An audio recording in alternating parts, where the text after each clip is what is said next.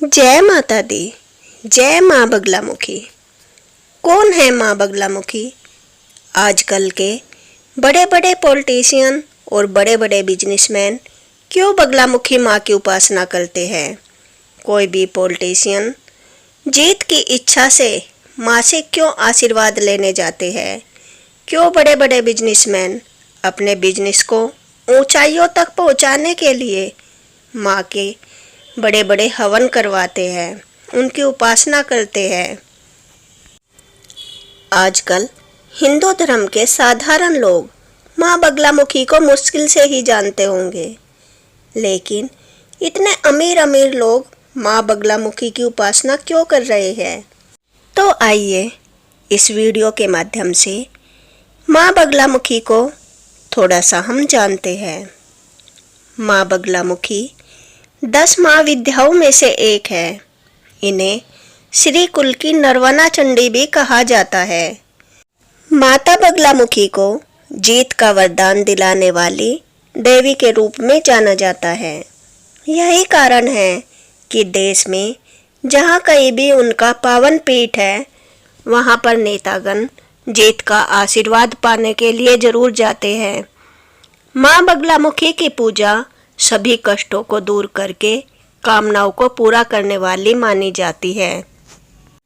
जिस प्रकार हर महाविद्याओं की साधना से कोई न कोई सिद्धि मिलती है, वैसे ही माँ बगलामुखी की साधना से स्तंभ सिद्धि मिलती है, और दूसरी वाक् सिद्धि यानी बोलने पर बात सत्य हो जाने वाली सिद्धि, और तीसरी मरण सिद्धि यानी कि किसी भी चीज को खत्म करने की सिद्धि।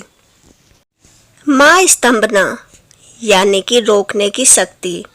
इसमें आप किसी भी बुरी बला, बीमारी, काला जादू, गरीबी, दुश्मनी, यहाँ तक कि 5 तत्वों को भी रोक सकते हैं। माँ की बहुत ज़्यादा सिद्धि पाने वाले भक्त किसी की मृत्यु को भी रोक सकते हैं। माँ बगलामुखी श्री कुल की एक बहुत बड़ी तांत्रिक देवी है। इनकी उपासना के 2 तरीके हैं, एक तो भक्ति योग, दूसरा तांत्रिक साधना। जो तांत्रिक साधना है वह बहुत तेज है, जिससे हमें माँ के दर्शन बहुत जल्दी हो सकते हैं और आप उनकी स्तंभना सिद्धि का पूर्ण फायदा भी उठा सकते हैं। परंतु यह मार्ग बिना किसी गुरु के बहुत खतरनाक हो सकता है। इसलिए हम ग्रस्त साधारण भक्तों को भक्ति योग की सलाह दी जाती है। माँ बगलामुखी को पीताम्बरी भी कहा जाता है। माना जाता है एक बार जब ब्रह्मांड पर वक्त शोभा नाम का एक तूफान आ पड़ा था, जो ब्रह्मांड को खत्म करने वाला था, तब भयभीत होकर सभी देवी देवता नारायण के पास जाते हैं। भगवान नारायण उनकी पुकार सुनकर हरिद्र सरोवर पर जाते हैं। वहाँ 1000 साल तक तपस्या करते हैं और उनकी तपस्या से प्रसन्न होकर माँ त्रिपुरा सुंदरी सरोवर के ऊपर प्रकट होती है और अपने हृदय से और भगवान विष्णु के पीताम्बर तत्व से माँ बगलामुखी को बनाती है। उसके पश्चात माँ बगलामुखी अपनी स्तंभना की शक्ति से उस तूफान को रोक देती है। भगवान विष्णु के पीताम्बर तत्व से बने होने के कारण उन्हें पीला रंग बहुत पसंद है। माँ हरिद्र सरोवर के ऊपर एक सुनहरी सिंहासन पर विराजमान है। सुबह के समय माँ का वाहन एक बगला होता है, जिसका नाम है बालका। दोपहर के समय माँ बगले के सर वाली श्वेत बगला का रूप ले लेती है। शाम के समय माँ 4 हाथ वाली चतुर्भुज पीताम्बरा बगला का रूप ले लेती है और रात के समय बगला का रूप धारण कर लेती है। इनके 2 हाथ होते हैं, एक में सोने की गदा और दूसरे में मदनासुर की जीभ होती है। माँ बगलामुखी को और ज़्यादा जानने के लिए मदनासुर नाम की एक कहानी भी बहुत प्रसिद्ध है।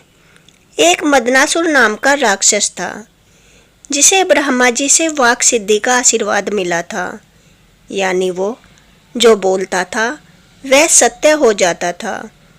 इसकी वजह से वह विनाश फैला रहा था। सभी देवी देवता माँ बगलामुखी से उसे रोकने की प्रार्थना करते हैं। माँ बगलामुखी जैसे ही मदनासुर के सामने प्रकट होती है, उनकी स्तंभना की शक्ति से जैसे ही वह राक्षस कुछ बोल पाता, स्तंभ हो जाता है और माँ बगलामुखी मदनासुर की जीभ पकड़ लेती है और उसका अंत कर देती है। माँ बगलामुखी की आराधना करने पर हमें कोर्ट कचहरी के केसों से बहुत ही जल्द मुक्ति मिल जाती है और कोई भी असंभव से संभव कार्य हो उसमें माँ बगलामुखी हमें जीत दिलवाती है। इसीलिए तो सभी नेतागण माँ बगलामुखी के मंदिरों में जाते हैं, उनकी उपासना करते हैं, हवन इत्यादि करवाते हैं। वैसे तो माँ बगलामुखी के बारे में जितना भी जाना जाए उतना भी कम है, लेकिन आने वाले वीडियो में मैं आपको माँ की भक्ति योग की सुरक्षित पूजा विधि बतलाऊंगी और जिसमें किसी गुरु की भी कोई आवश्यकता नहीं होती। इसलिए ऐसी ही नई नई धार्मिक जानकारियों के लिए मेरे चैनल को लाइक एंड सब्सक्राइब करें। Thanks for watching. जय माता दी।